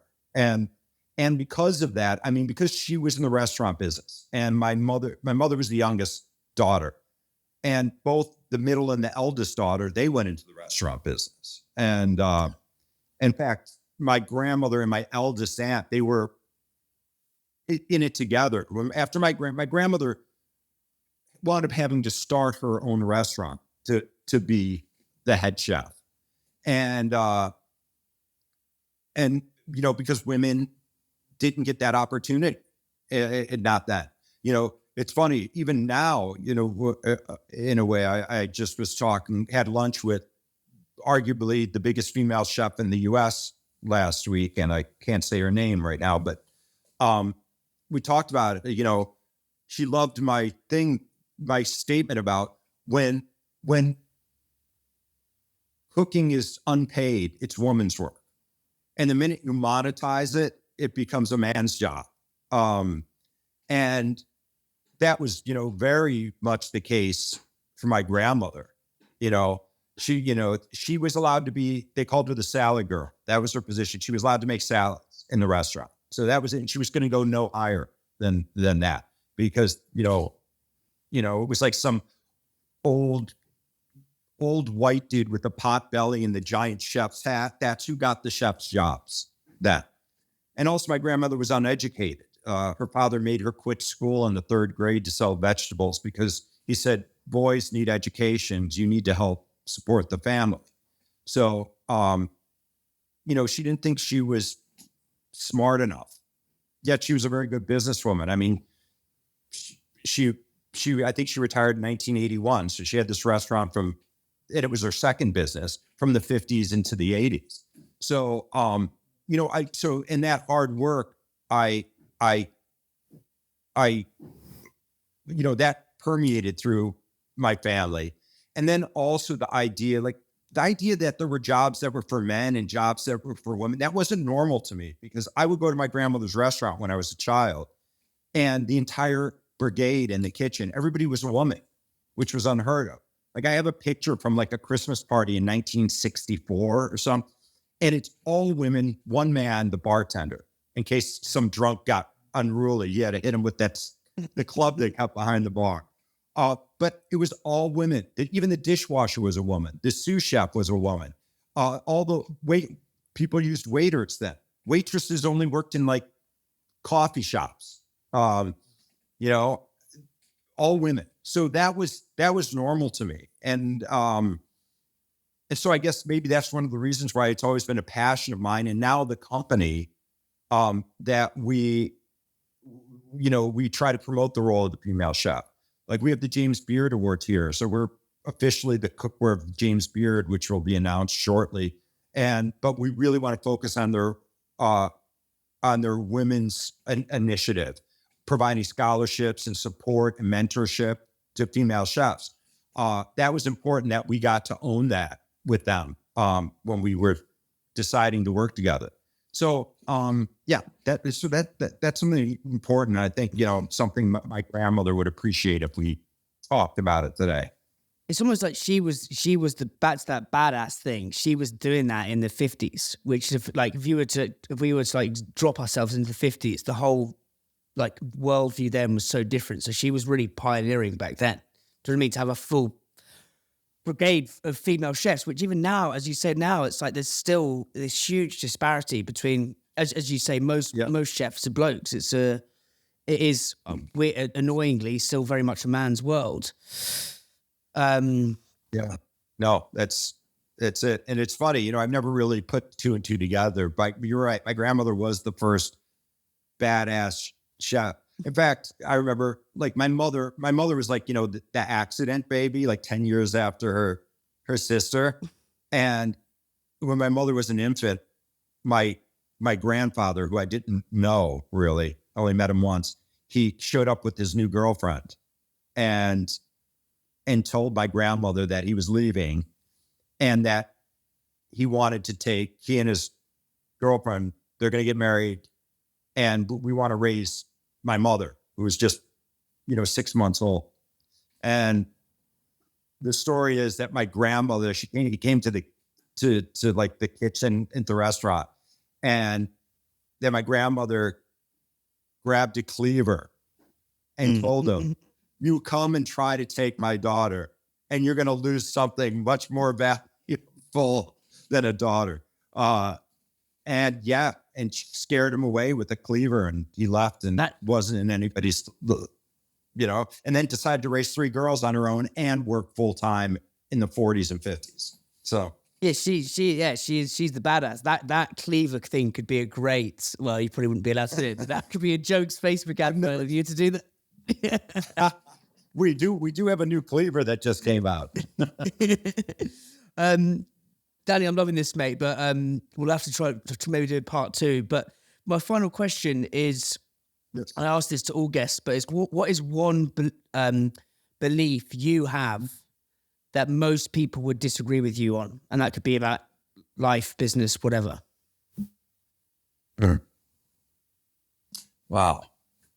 You asked some good questions. I almost I'm like, this one needs some thought. And, because I never like to give the same answer that I see every entrepreneur or founder giving, because it is like the steeples are, every founder believes in themselves, right? Every founder is taking a chance, and that's one thing, and as I answer this, because I'm trying to think what thing possibly would separate me, I would say this, that entrepreneurs and founders should be applauded for their bravery. And very few people know how difficult it is. And it's one thing to grow a business, to operate a business. Like, no matter what,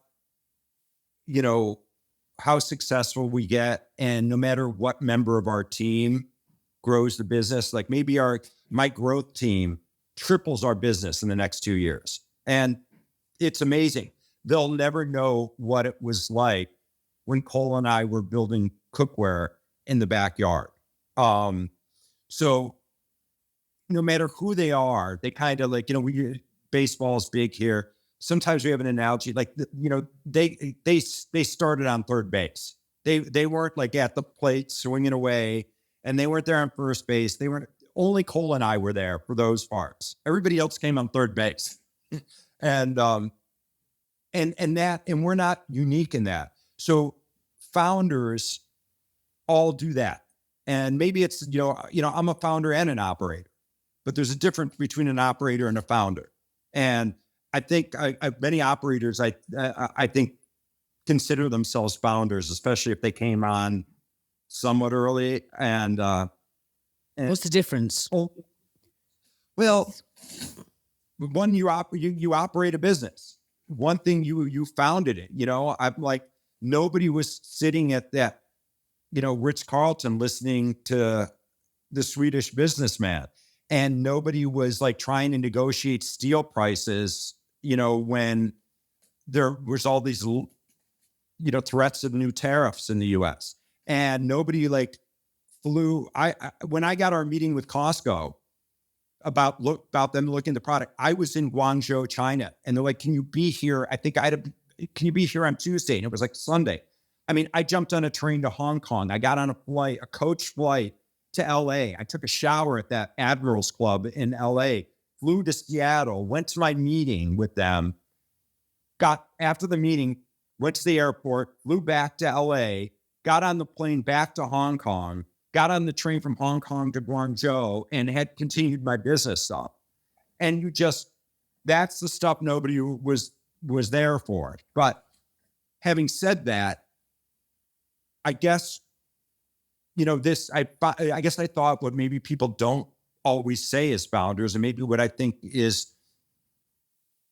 separates me, this knowledge that coming to grips with the fact that I don't know everything. And, I want to think that I know my business better than anyone. And there's areas that I do. But knowing that I have to trust the talents of other people is hard, because just like those other founders said, this is your baby. And it's like dropping your child off at university, and you get in the car, you don't want your kid to see you cry, that life is changing, and that you have an adult now, an adult that has to, pave its own way. his or her own way. That's something that understanding that I have adults in the room, talented, smart adults, and I have to let them do what they think is best. That is something maybe that took me a while to do, but I think I do have. And I see that with mixed results out. I see some founders who can't let go. And then I see founders that have let go too much. It's finding that perfect balance, because ultimately you are the brand. So you need to have a level of participation that promotes continued growth. So, yeah. So just quick, because there's a quote by David Ogilvy, which is a brand is the long shadow of a formidable person, which I love. But I think, it's good. but it's like, how do you separate that? Because that's absolute gold dust, which I've kind of just got to quickly explore that, because it's like, you're as you say, the brand is almost the extension of Danny, but you need to have the flight of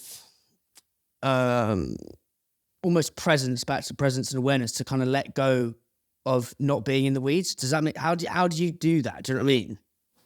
So I think this, understanding yourself and your intention, and intention is everything in a way, because yes, we all have the intention to make money and be profitable. Okay. That's like on its the most basic level. That's like, you're hungry, so you want to eat. The intention, though, when you get into really formulating, what was my intention? My intention is always to bring game-changing, innovative products to the kitchen in that space. Could be a knife, could be a cutting board, could be an apron, could be cookware.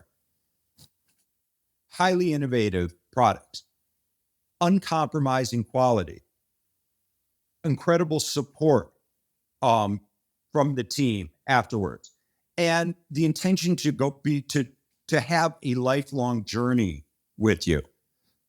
And that's to me, when I know those intentions, they're second nature, right? I permeate those intentions. So everybody who works with me at the company winds up adopting those intentions, or they find that this isn't the place for me because your intentions are different than mine. But the ones that are there, they get those goals, and then that becomes very simple. Now it's just about rolling up our sleeves and making our intentions clear, because we know, when you know that you're going, right? Doesn't mean it's like an easy drive to get somewhere, but you need to know where you're going. You need to have that roadmap. And if you follow the map, you get there, right? Mm-hmm. Mate, I've absolutely loved that. As I say, it's always one kind of central lesson pulls through it. It's this kind of presence as a superpower, and just actually just getting off your fucking phone and just being more open to opportunity. So yeah, appreciate it. Thank you. Oh, listen, it's my pleasure. I can't believe we've been on this long, because I just enjoy talking to you. So it's great. Oh, thank you.